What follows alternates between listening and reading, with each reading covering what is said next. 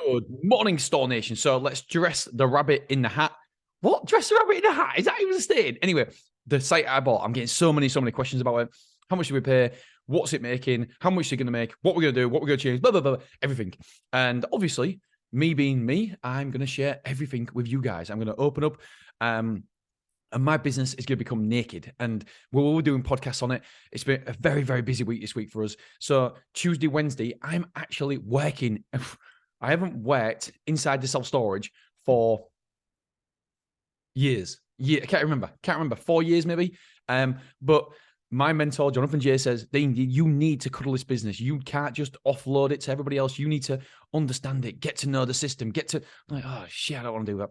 So I'm going on Tuesday, Wednesday. Me and wife are traveling down there tonight. Tuesday and Wednesday, we're actually having a look at it. We're going to sit there. We're going to engage with the customers, talk to them. And because the guy who owned it is still working for us 4 days a week. Is it 4 days?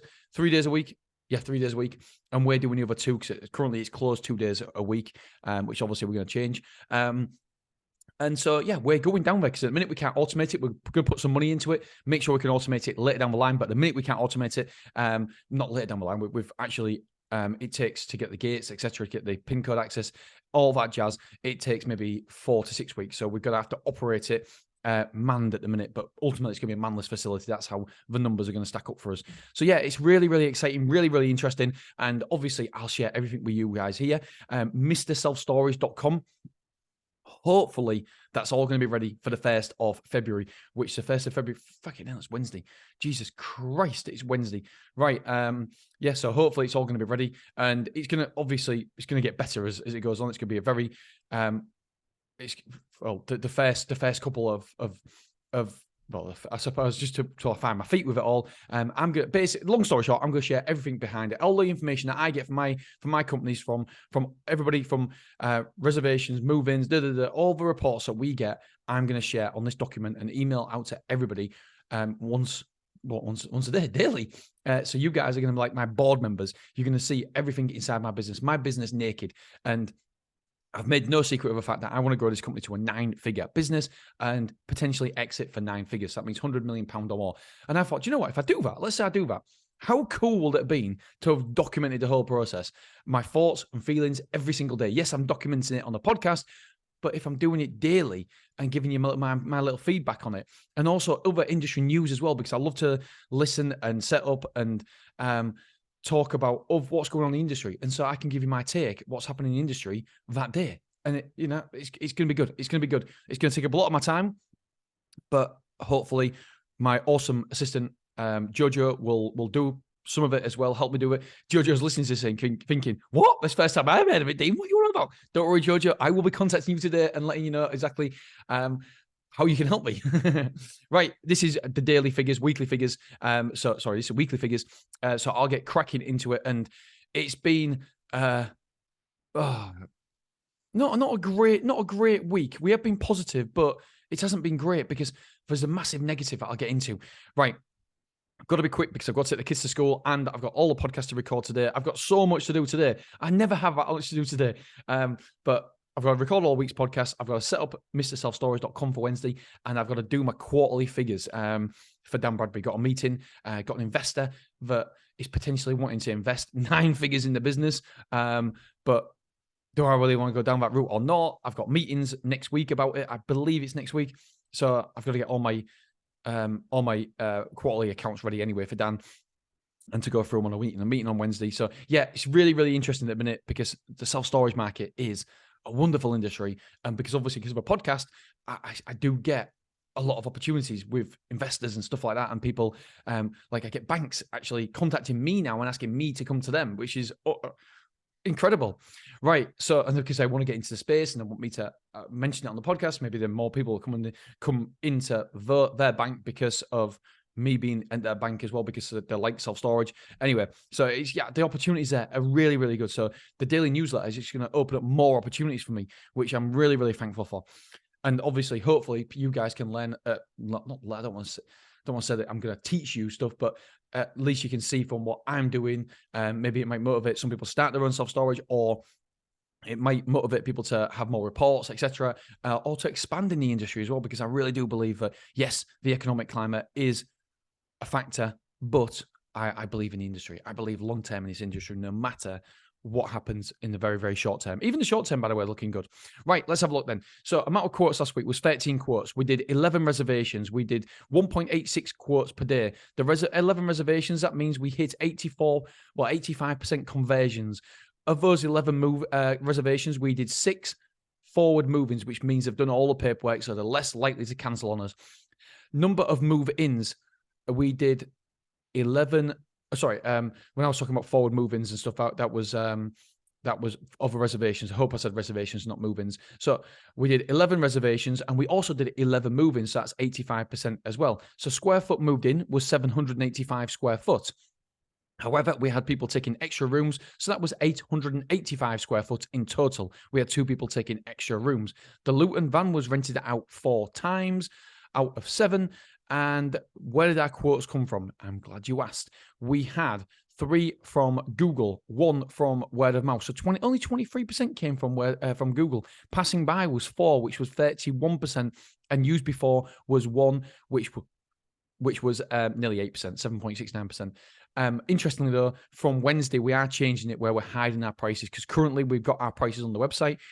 I know what Gavin Shields is going to say, that you can't compare data because it's not A versus B. It's so there's too many holes in it, and I get it, I appreciate it, and I respect it, and I agree. I don't think I can argue really.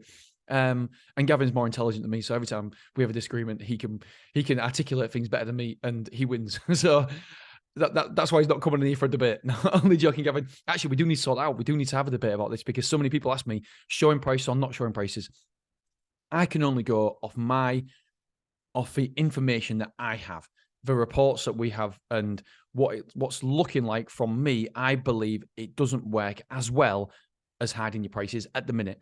And my gut tells me that as well. I've spoken to the other team members, and they all believe the same. And I haven't influenced, by the way, at all, because they've just one sec, dude. They all think at first it's easier for them to actually show the prices online, because then there's less quotes and there's less stress, etc. So for them, it's I'm playing football with my kid before we go, and so that's why he's just coming then. So yeah, it's interesting, but I think we all agree that showing prices online is not going to be as fruitful as hiding the prices at the minute. But we'll see how February goes, because that's what we're doing in February. So square foot moved in last week was 885 square foot. Square foot moved out. And by the way, we were supposed to have more than 885 square foot. So I've actually messaged the team this morning and said, look, what happened? Did we have cancelled reservations? Or just delayed? People delayed and moving in this week. So we'll see. So 885 square foot moved in, 825 square foot moved out. So a win's a win, 60 square foot up overall. Amount of rooms moved in was 13. Amount of rooms moved out was 9. So 328 internal rooms are occupied at the minute. We had 1 container move in and none out. So that's 38 containers in total. Just getting the weekly... just get another sheet up for you so you can see how much money we took as well last week. So we had no car parking in, no car parking out. That's 3. We're on store occupancy at the minute of 75%, 74.94%. Weekly average sales per move-in was £35.19. So that's good. One thing that's not good is the amount of insurance sold. 44,000, which means the average insurance was £4,000, which we want to be £6,000. So that is not great. Move-ins due this week. Here's the kicker. We've got 4 move-ins due, which is really weird because we have so many reservations. We've had 11 reservations, which is bloody brilliant. But then we've got 16 move-outs due next week and only 4 move-ins. So I've asked the team, what's happened? Has it been cancelled or for later in the month? What's occurring here? Because it's only 250 square foot due in, and we're due out 16 move-outs for 1,485. Friggin' Nora. Wow. That is bananas bonkers. So what are the conversion rates from top of the funnel? People visiting our website. So if I get on the analytics, we had 369 people visit our website last week. And we had 16 reservations because Stormore Willerby and Stormore Clough Road. Oh, 16 divided by, I've already done this, it's 4 point something percent, 3.69 is 4.3%. So a little bit below our 5% aim. But yeah, 4.3% of people who come to the website actually reserved. So that's against the industry standard. That is really, really good. We smash Big Yellow and we smash all the other data that I've got from other people in other areas. Obviously, can't disclose too much information because they haven't said I can or can't. But yeah, so normally the average, I don't know what the average is, but you would expect maybe 2.5% sometimes. I think somebody's getting 3.5% or something. But so we're at 4.3%. So our website is doing very, very good for us. Let's have a look at the revenue sheet. We took £15,146.59 at Willerby. That was bounce direct debits of only £293.80, which is pretty good. At Beverley, we took £3,943.98, and Clough Road, we took £4,869.90. I can't wait now to include Wrexham. We're including Wrexham in this next week, so that'll be good. Hopefully, the team will have automatically thought about it and said, "Yeah, do you know what? We'll include that as well." Yeah, so that's interesting. So yeah, it's gonna be really fascinating next week because hopefully I'll have all the data for 4 sites that I can share with you, which will be really good, and I can show you exactly what we're trying to do at Willerby at Wrexham. And by the way, how good were Wrexham yesterday in the football? Absolutely, I'm a Wrexham fan now. It's amazing. Anyway, I've got to go because I'm playing football with my kid. Tomorrow we'll be looking at the figures at Clough Road. All right, guys, love you, appreciate you, and I'll see you tomorrow. Bye.